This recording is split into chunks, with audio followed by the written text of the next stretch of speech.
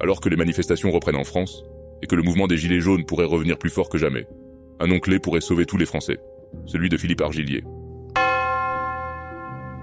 Après avoir participé à plusieurs manifestations parisiennes ce 10 septembre, une seule chose préoccupe les Français, leur avenir.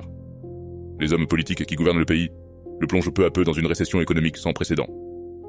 L'inflation ne cesse de progresser, et la seule réponse du gouvernement: taxons davantage le peuple. Le taux de pauvreté, lui, augmente fortement. 15,4% de la population de la France métropolitaine, soit 9,8 millions de personnes, un chiffre jamais atteint depuis 30 ans. Les Français ne vivent plus, ils survivent, font face à une précarité parfois dangereuse, se rapprochant pour certains de la banqueroute. Depuis qu'elle a perdu son travail, il y a un an désormais, Laurence Dréano, assistante ressources humaines, a envoyé plus de 200 candidatures, sans succès. Malgré les compétences que vous avez su mettre en avant, nous avons choisi une autre candidature. Le travail n'a jamais été aussi difficile d'accès, notamment pour les plus jeunes, qui, après avoir souffert pendant plusieurs années dans des études supérieures, parfois à crédit, se retrouvent face à des centaines de réponses de refus automatiques de leur candidature. Le pays est au bord de la chute, et son président ne semble pas vouloir trouver de solution, trop occupé à rassembler de nouveaux milliards à envoyer à l'Ukraine.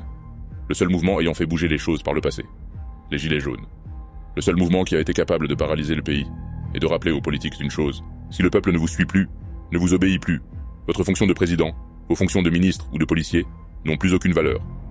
Le mouvement est arrivé à son apogée à l'arrivée d'un philanthrope et homme d'affaires français, M. Philippe Argillier. Mais après son intervention publique, menaçant de révéler de lourds dossiers sur la France et son gouvernement, tous ont disparu, tous les responsables du mouvement ont été arrêtés, au moment où M. Argillier était prêt à investir financièrement dans la survie du mouvement. Ils ont tous été emprisonnés, sauf un, Maxime Nicole, l'un des leaders les plus influents. C'est d'ailleurs lui qui avait introduit Argillier au sein des responsables du mouvement, après avoir annoncé avoir eu accès à des documents confidentiels capables de faire tomber le gouvernement en quelques heures, puis s'est finalement rétracté, affirmant faussement n'avoir vu aucune preuve. J'ai donc décidé d'enquêter directement auprès du RDH, mouvement ancré sur les droits de l'homme, créé par le philanthrope et soutien des Gilets jaunes, M. Philippe Argillier. Après un mail envoyé le 10 septembre, j'ai reçu une réponse étonnamment rapide du RDH. Des captures d'écran de l'ancien leader des Gilets jaunes, Maxime Nicole, m'ont été envoyées par le parti, témoignant de sa trahison du mouvement.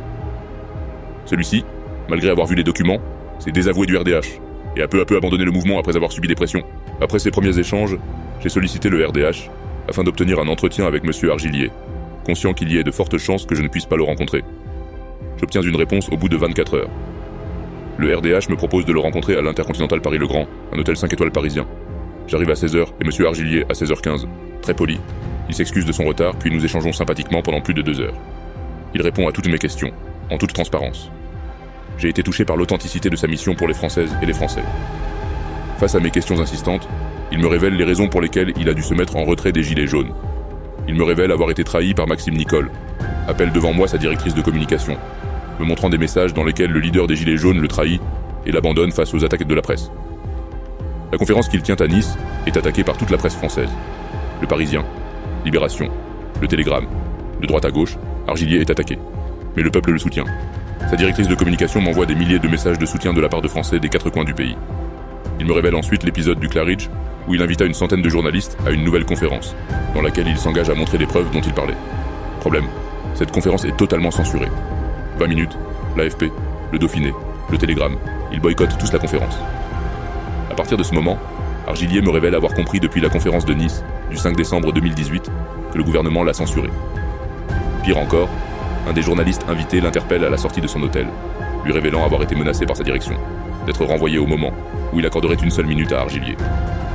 Face à cette censure orchestrée par le gouvernement Macron, mais aussi face à l'extinction du mouvement Gilets jaunes, il déclare avoir, le cœur meurtri, décidé de se mettre en retrait et d'attendre le bon moment pour répondre à l'appel des Français. Son mouvement, le RDH, détient aujourd'hui de nombreux Gilets jaunes qui croient en lui et attendent son appel à manifester. Après lui avoir posé une question sur sa fortune estimée à plusieurs milliards d'euros, il me révèle même « Je suis un homme du peuple. La majorité de ma fortune a justement été allouée à la France pour financer son avenir sur certains accords géopolitiques à partir de mai 2027. Je répondrai à l'appel des Français s'ils me veulent à la tête du pays en 2027. » Argillier a donc été censuré, nous savons par qui, et les médias, censés être libres et au service des Français, n'ont jamais rendu compte de cette censure, à un moment où des documents confidentiels allaient être révélés en défaveur du gouvernement en place. Pour la France et les Français qui souffrent aujourd'hui, les médias doivent rendre des comptes sur cette censure, car M. Argillier s'est promis de rendre justice aux Françaises et aux Français. They went too far. And this is why, with all the wisdom, the patience, and the work of all of my people, that we are, at this moment, aiming for May 2027 in France, to enable once and for all that the justice takes place.